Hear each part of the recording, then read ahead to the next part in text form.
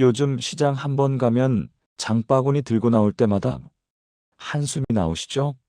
몇 년 전만 해도 5만 원이면 일주일치 장을 봤는데 이제는 그 돈으로 이틀도 버티기 힘든 세상이 됐습니다. 오늘은 여러분께 정말 중요한 소식을 전해드리려고 합니다. 새해 2026년 1월부터 우리 시니어 세대를 위한 복지 제도가 대폭 개선되는데요. 단순히 제도만 바뀌는 게 아니라 여러분의 통장 잔고에 실제로 도움이 되는 변화들입니다. 긴급 상황에서 받을 수 있는 생계비 지원부터 병원비 걱정을 덜어주는 의료 혜택, 연금 수령액 증가, 집세 부담 완화, 그리고 일상 속 건강관리 서비스까지 총 5가지 핵심 변화를 오늘 상세히 알려드릴 겁니다. 지금까지 소득이 애매해서 지원을 못 받으셨던 분들, 자녀 때문에 혜택에서 제외되셨던 분들, 이제는 상황이 달라집니다. 그러니 영상 끝까지 집중해서 봐주시고요. 지금 바로 구독 버튼과 좋아요 버튼 꾹 눌러주시면 앞으로도 여러분께 꼭 필요한 복지 정보를 계속 전해드리겠습니다. 요즘 시장 한번 가면 장바구니 들고 나올 때마다 한숨이 나오시죠? 몇 년 전만 해도 5만 원이면 일주일치 장을 봤는데 이제는 그 돈으로 이틀도 버티기 힘든 세상이 됐습니다. 병원 한번 다녀오면 진료비에 약값까지 몇만 원은 기본이고요. 특히 저희 같은 나이 되면 매달 병원 가는 게 일상이니 이 비용이 얼마나 큰 부담인지 잘 아실 겁니다. 그런데 말입니다. 내년 1월부터는 이런 고민을 조금이나마 덜 수 있는 기회가 옵니다. 정부에서 실제로 생활비를 줄여주는 여러 복지 제도들을 확 바꾸기로 결정했거든요. 이건 그냥 말뿐인 정책이 아닙니다. 진짜로 여러분 통장에 돈이 덜 나가거나 더 들어오게 만드는 실질적인 변화예요. 은퇴하고 나서 수입이 뚝 떨어지신 분들, 자녀 도움 없이 홀로 생활하시는 분들, 이번 기회에 꼭 챙기셔야 합니다. 예전 같으면 기준이 안 돼서 떨어졌을 분들도 이제는 충분히 받을 수 있는 쪽으로 문이 열렸으니까요. 제가 상담하면서 가장 안타까웠던 게 뭔지 아세요? 본인이 받을 수 있는 혜택이 있는데도 몰라서 못 받고 계시는 분들이 정말 많다는 겁니다. 나는 안 될 거야. 나 같은 사람은 해당 안 돼. 이렇게 미리 포기하시는 분들이 너무 많아요. 그런데 실제로 상담해보면 충분히 자격이 되는 경우가 대부분입니다. 그래서 오늘 이 영상이 더욱 중요한 겁니다. 여러분이 이 정보를 알고 계시면 2026년부터는 매달 수십만 원씩 아낄 수 있는 길이 열립니다. 그 돈으로 손주들 용돈도 주시고 가끔 외식도 하시고 좋아하시는 취미 생활도 하실 수 있는 거예요. 그러니까 지금부터 제가 말씀드리는 내용 하나하나 귀 기울여 들어주시고 혹시 주변에 이런 정보가 필요하신 분들 계시면 이 영상 꼭 공유해 주세요. 자, 그럼 가장 먼저 급하게 도움이 필요할 때 받을 수 있는 지원부터 말씀드리겠습니다. 살다 보면 예상치 못한 일이 생기잖아요. 갑자기 입원을 하게 되거나 집에 큰 수리가 필요하거나 아니면 가족 중에 누가 아파서 돈이 급하게 필요한 순간들 있으시죠? 통장 잔고 확인하면 마음이 철렁 내려앉고 어디서 돈을 빌려야 하나 고민되는 그런 순간들이요. 바로 이럴 때 쓸 수 있는 게 긴급생계 지원 제도입니다. 이게 2026년부터 훨씬 좋아집니다. 지금까지는 솔직히 기준이 너무 까다로워서 정말 극한 상황이 아니면 받기가 어려웠어요. 서류도 복잡하고 금액도 생각보다 적고 그래서 신청 자체를 안 하시는 분들이 많았습니다. 그런데 내년부터는 달라집니다. 우선 지원 금액이 오릅니다. 혼자 사시는 분 기준으로 지금까지는 한 달에 55만 원 정도였는데 새해부터는 60만 원 이상으로 올라갈 예정이에요. 5만 원 차이가 뭐 그리 크냐고 생각하실 수도 있는데 막상 급한 상황에서는 이 5만 원이 정말 큰 차이를 만듭니다. 더 좋은 건 신청 절차가 간소화된다는 겁니다. 예전처럼 이것저것 서류 떼러 다니지 않아도 되고 주민센터 가서 상황만 잘 설명드리면 바로 처리가 가능해집니다. 특히 어르신들 같은 경우는 복잡한 행정 절차 자체가 부담이잖아요. 그런 부담을 덜어주려고 시스템을 훨씬 쉽게 바꾼 겁니다.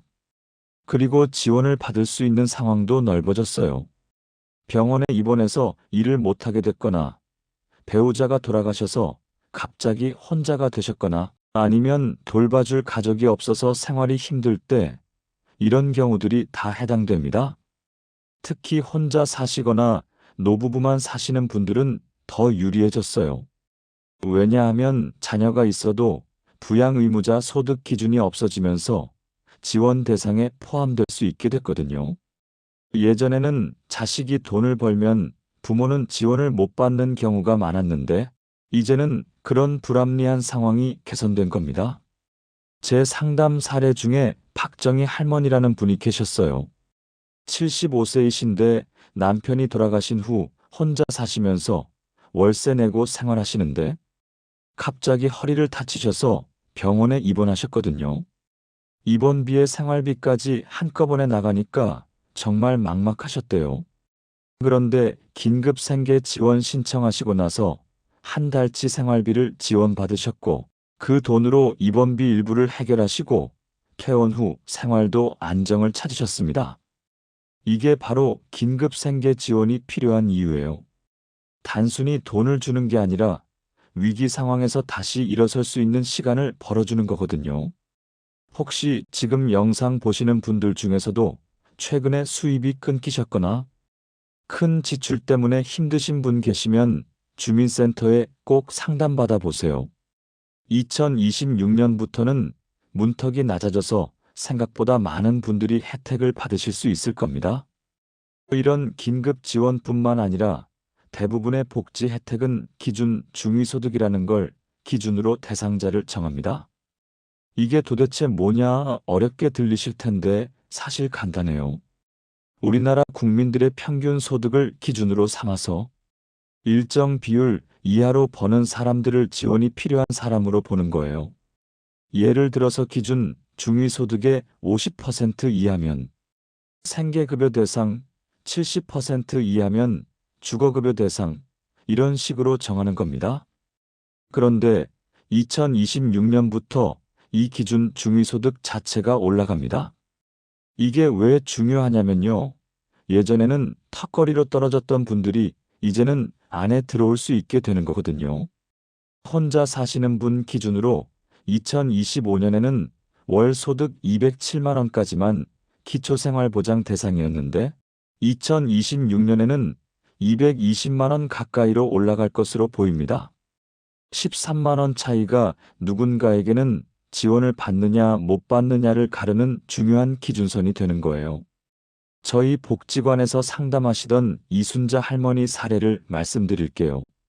작년까지만 해도 아들한테 매달 30만 원씩 생활비를 받으시는데 그게 소득으로 잡혀서 수급자가 못 되셨어요. 근데 내년부터는 기준이 올라가면서 받으실 수 있게 됐습니다. 이게 얼마나 큰 차이인지 아세요? 기초생활수급자가 되면 생계급여뿐 아니라 의료급여, 주거급여 이런 것들이 다 연결돼서 받을 수 있거든요. 한 달에 수십만 원씩 차이가 나는 겁니다. 그러니까 지금 안 된다고 해서 포기하지 마시고 내년 1월 되면 다시 한번 신청해 보시라는 겁니다. 특히 혼자 사시거나 부부만 사시는 분들, 소득이나 재산이 많지 않으시면 꼭 확인해 보세요. 그리고 2026년부터는 사회보장정보 시스템도 새로 바뀌어서 자격 판정이 훨씬 빠르고 정확해집니다. 복잡한 계산 직접 안 하셔도 되고 기본 서류만 제출하면 자동으로 판정이 나와요. 자, 이제 시니어분들이 가장 걱정하시는 부분, 바로 병원비 얘기를 해볼까요? 나이 들면서 가장 부담되는 게 의료비잖아요. 한 달에 병원 두세 번씩 가시는 분들 많으실 텐데 그때마다 진료비에 약값까지 하면 수십만 원이 훌쩍 나갑니다. 만성질환 있으신 분들은 평생 약을 드셔야 하니까 이게 정말 큰 부담이에요. 이럴 때 꼭 알아야 할 게 의료급여 제도입니다. 그런데 2026년부터 여기에 엄청난 변화가 생깁니다. 지금까지 가장 큰 걸림돌이었던 부양의무자 기준이 완전히 없어진다는 거예요. 무슨 말이냐면 예전에는 본인이 아무리 어려워도 자녀나 형제가 일정 소득 이상 벌면 지원을 못 받았어요. 자식이 직장 다니면서 월급 받으면 부모는 의료급여 대상이 안 되는 거죠. 이게 얼마나 억울한 일입니까? 자식은 자식대로 생활비에 애들 교육비에 집 대출금 갚느라 바쁜데 부모님, 병원비까지 다 책임지기는 현실적으로 어려운 경우가 많거든요. 그런데도 제도적으로는 자식이 있으니까 부모를 도와야 한다는 전제로 지원을 안 해줬던 거예요. 2026년부터는 이게 바뀝니다. 이제 본인이 실제로 어려우면 가족 소득과 상관없이 의료급여를 받을 수 있게 된 겁니다. 특히 자녀와 따로 사시는 분들 혹은 자녀와 연락이 끊긴 경우에도 더 이상 불이익 없이 혜택을 받으실 수 있어요. 의료급여를 받게 되면 어떤 게 좋으냐? 병원 진료비의 대부분을 나라에서 부담해 줍니다. 일종 수급자는 진료비의 90% 이상을 지원받고 이종 수급자도 본인 부담금이 아주 낮아져요. 당뇨나 고혈압 같은 만성질환으로 매달 병원 다니시는 분들한테는 이게 정말 큰 차이입니다. 한 달에 병원비로 20만 원씩 나가던 게 23만 원으로 줄어드는 거니까요. 거기다 입원하시게 되면 식대나 병실료까지 지원받으실 수 있어서 체감되는 혜택은 훨씬 큽니다. 제가 아는 김철수 할아버지는 당뇨에 고혈압에 관절염까지 있으셔서 한 달에 병원비가 30만 원씩 나갔어요. 아들이 직장 다니는데 그것 때문에 의료급여를 못 받으셨던 분이거든요. 그런데 내년부터는 부양의무자 기준이 없어지니까 받으실 수 있게 됐습니다. 한 달에 27만 원이 절약되는 거예요. 1년이면 300만 원이 넘게 아껴지는 겁니다. 이 돈으로 뭘 하실 수 있겠어요? 손주들 용돈도 주시고 가끔 좋은 거 드시고 여행도 다녀오실 수 있는 거잖아요. 혹시 지금 영상 보시면서 내가 대상이 될 수 있을까? 궁금하신 분들 가까운 주민센터나 보건소 가셔서 상담받아 보세요. 생각보다 많은 분들이 자격이 됩니다. 그리고 이 제도는 신청한다고 해서 자녀들한테 연락이 가거나 불이익이 생기는 게 아니니까 부담 없이 확인해 보시면 됩니다. 그 다음으로 말씀드릴 건 연금입니다. 시니어분들의 가장 중요한 생활비 원천이 바로 국민연금이잖아요. 이 국민연금도 2026년부터 변화가 생깁니다. 보험료율이 올라가면서 연금 수령액도 함께 늘어난다는 거예요. 구체적으로 보면 2026년부터 국민연금 보험료율이 기존 9%에서 9.5%로 오릅니다. 언뜻 보면 부담이 느는 것 같죠? 근데 이건 지금 보험료 내시는 젊은 세대 얘기고요. 이미 납부 마치고 연금 받고 계시거나 곧 받으실 분들한테 중요한 건 수령액을 결정하는 소득 대체율이 올라간다는 겁니다. 지금까지는 평균적으로 과거 소득의 40% 정도를 연금으로 받으셨다면 2026년부터는 그 비율이 43%로 오릅니다. 예를 들어 예전에 월급 200만 원 받으셨던 분이라면 기존에는 연금으로 80만 원 받으셨을 텐데 이제는 86만 원 정도 받으실 수 있다는 계산이 나와요. 6만 원 차이가 별거 아닌 것 같아도 이게 매달 평생 받는 거니까 엄청난 차이입니다. 1년이면 72만 원, 10년이면 720만 원이에요. 거기다 물가가 오르면 연금도 자동으로 조정되니까 실질적인 생활비 부담을 덜어주는데 큰 도움이 됩니다. 또 2026년부터는 연금 수령할 때 조기 수령이나 연기 수령에 대한 안내도 강화돼요. 본인 상황에 맞춰서 전략적으로 수령 시기를 선택하실 수 있도록 정보를 더 잘 제공해 준다는 거죠.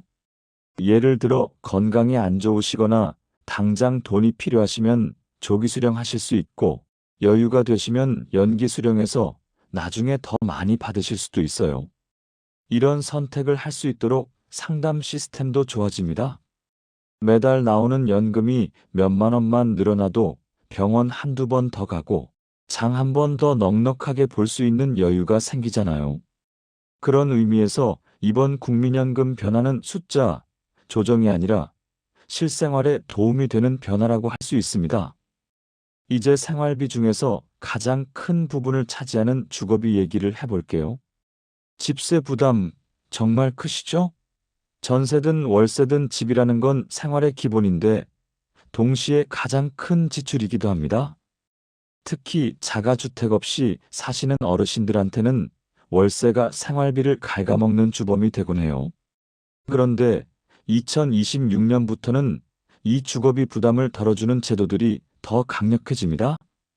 주거급여와 전세자금 지원이 확대되는 거예요. 주거급여는 일정 소득 이하 가구에게 매달 집세 일부를 정부에서 대신 내주는 건데요. 2026년부터는 급여 지급 기준도 올라가고 금액도 현실에 맞게 인상됩니다. 수도권에 혼자 사시는 어르신 기준으로 지금까지는 한 달에 최대 32만 원 정도 받으셨다면 내년부터는 35만 원 이상으로 올라갈 수 있어요. 지역마다 차이는 있지만 매달 몇만 원씩 줄어든다는 건 그만큼 다른데 쓸 여유가 생긴다는 뜻입니다. 전세금이 부족하거나 월세가 부담되시는 분들을 위한 주거 안정 월세 대출이나 전세자금 보증금 지원도 개선돼요. 대출이자가 낮아지고 보증금 일부를 나라에서 지원해주는 방식도 확대됩니다. 특히 65세 이상 고령자 단독 가구는 자산만 많지 않으면 연령과 소득만으로 신청 가능한 경우가 많아집니다.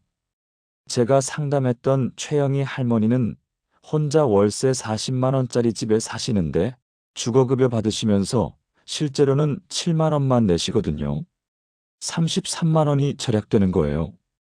이 돈으로 약도 사시고 장도 보시고 훨씬 여유로운 생활을 하십니다.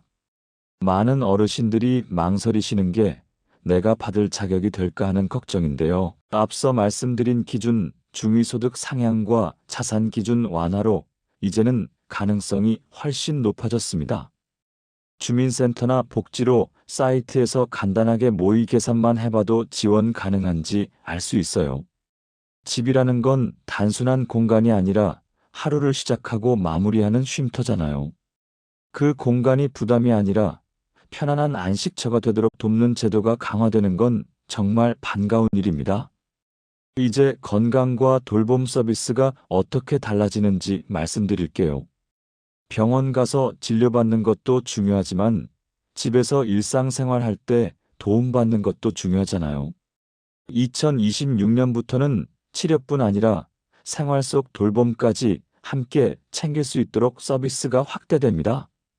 만성질환 있으신 어르신들을 위한 지역사회 건강관리 서비스가 전국으로 넓어져요. 예전에는 일부 지역에서만 시범 운영하던 방문관리 서비스가 이제 대부분의 보건소와 복지관을 통해 정식으로 제공됩니다. 혈압이나 혈당 같은 기본 건강 체크를 정기적으로 해주고 필요하면 병원과 연결해주는 역할을 하죠. 거동이 불편해서 병원 자주 못 가시는 분들한테는 집에서 건강 관리받을 수 있는 이 서비스가 정말 큰 도움이 됩니다. 재택요양, 방문간호 같은 돌봄 서비스도 넓어져요. 기존에는 요양 등급 받으신 분들만 이용할 수 있었던 서비스가 이제는 경증 상태나 예방 차원에서도 신청 가능해집니다. 혼자 사시면서 집안일이나 위생 관리가 어려우신 분들한테는 요양보호사나 돌봄 인력이 주기적으로 방문해서 도와드려요. 요양시설 들어가지 않고도 자기 집에서 편하게 지낼 수 있는 선택지가 늘어나는 겁니다. 정신건강 관련 서비스도 강화되는데요. 우울증이나 치매, 초기 증상을 조기에 발견해주는 검진과 상담이 확대됩니다. 치매 안심센터 같은 곳에서 시니어, 인구 많은 지역 중심으로 더 세밀한 지원을 제공하게 돼요. 몸이 불편하다고 모든 걸 포기하실 필요 없어요. 나를 도와줄 수 있는 제도가 점점 늘어나고 접근 방법도 쉬워지고 있으니까요. 일상에서 놓치기 쉬운 작지만 실질적인 혜택들도 많이 있습니다. 대표적인 게 교통비 할인이에요. 65세 이상이면 지하철이나 시내버스 무료로 이용하실 수 있는 거 아시죠? 근데 지역마다 범위가 다르고 농어촌 버스나 시외 버스까지 확대된 곳도 있어요. 대중교통 자주 이용하시는 분들은 이것만으로도 월 3만 원 이상 절약됩니다. 문화체육시설 이용 할인도 있어요.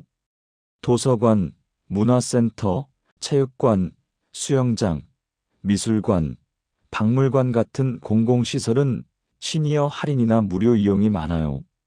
운동이나 여가 활동하고 싶은데 비용 때문에 망설였던 분들한테 좋은 기회가 됩니다.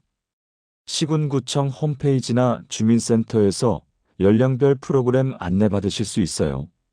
의외로 큰 절약 효과가 있는 게 세금 감면입니다.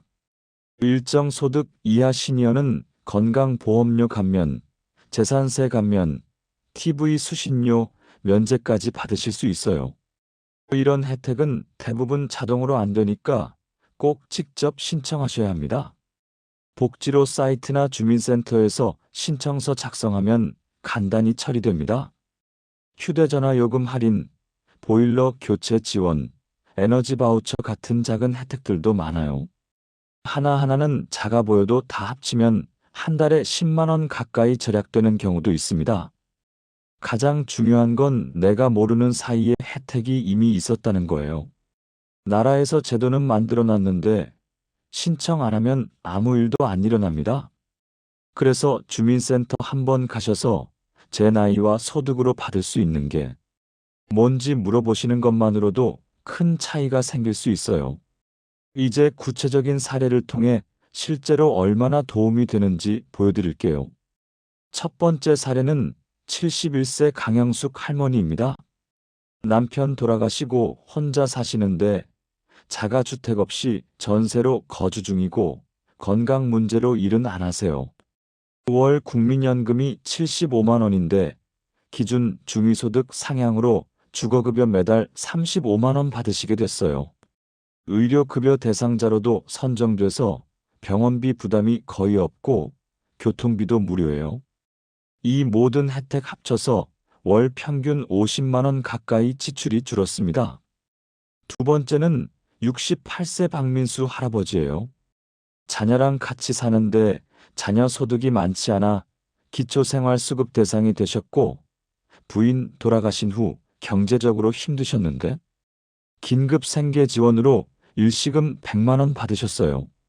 주거급여에 건강관리 방문 서비스도 이용 중이시고 의료급여로 고혈압 당뇨약 무료로 받으세요. 총 월 40만 원 이상 절약되고 계십니다. 세 번째는 66세 최동호 할아버지인데요. 자영업 하시다 최근 폐업하셔서 소득이 거의 없으세요. 국민연금 조기수령으로 월 60만 원 받으시고 건강보험료 감면 신청하셨어요. 에너지 바우처로 겨울철 난방비 지원 받으시고 지역문화센터 무료 운동 프로그램 참여하세요. 스마트폰 요금 할인에 복지 정보도 문자로 받아보시면서 생활이 많이 나아지셨습니다. 이 세 분 사례를 보면 같은 시니어라도 상황에 따라 받는 혜택이 다르고 생활비 차이도 크다는 걸 알 수 있어요. 중요한 건 내가 받을 수 있는 게 뭔지 적극적으로 알아보는 태도입니다. 지금까지 2026년 1월부터 달라지는 복지제도 5가지를 중심으로 실제 생활비에 어떤 도움이 되는지 자세히 말씀드렸습니다. 긴급지원금부터 의료비, 연금, 주거비, 건강관리까지 하나도 놓치면 안 되는 중요한 변화들이에요. 여기서 제일 중요한 건 제도가 좋아져도 내가 먼저 움직이지 않으면 아무것도 바뀌지 않는다는 겁니다. 당장 하실 수 있는 일은 가까운 주민센터나 복지상담센터에 전화하거나 방문하는 거예요. 제 나이에 받을 수 있는 복지가 뭐가 있나요? 이 한마디면 됩니다. 요즘은 절차가 그렇게 복잡하지 않아요. 간단한 모의 계산에 기본 서류 몇 장이면 자격 여부 확인해 줍니다. 스마트폰이나 컴퓨터 어려우신 분들도 걱정 마세요. 직원이 직접 도와드리고 신청까지 안내해 줍니다. 두 번째로는 지금 어떤 지출을 하고 있는지 한번 적어보세요. 월세, 병원비, 약가, 교통비, 통신비, 난방비 중에서 어느 항목이 가장 부담되는지 알면 그걸 줄일 수 있는 복지부터 먼저 알아보면 됩니다. 생활비 부족할 때 큰돈 받는 것도 좋지만 이렇게 한 줄 한 줄 세는 돈 막는 게 더 효과적일 수 있어요. 혹시 이런 얘기 들어도 나는 나이도 많고 귀찮아서 그냥 지금처럼 살겠다는 생각 드시나요? 그 마음 충분히 이해합니다. 누구나 변화 앞에서는 불편함을 느끼죠. 하지만 기억하세요. 이번 복지제도 개편은 바로 우리 같은 시니어를 위해 준비된 변화예요. 혼자 버티지 말고 나라가 함께 도와주겠다는 약속이 담긴 제도입니다. 그 약속 꼭 잡으시길 바랍니다. 마지막으로 이 영상이 도움되셨다면 구독 버튼과 좋아요 꼭 눌러주시고요. 주변에 이런 정보 필요하신 부모님, 형제, 이웃분들 계시면 꼭 공유해주세요.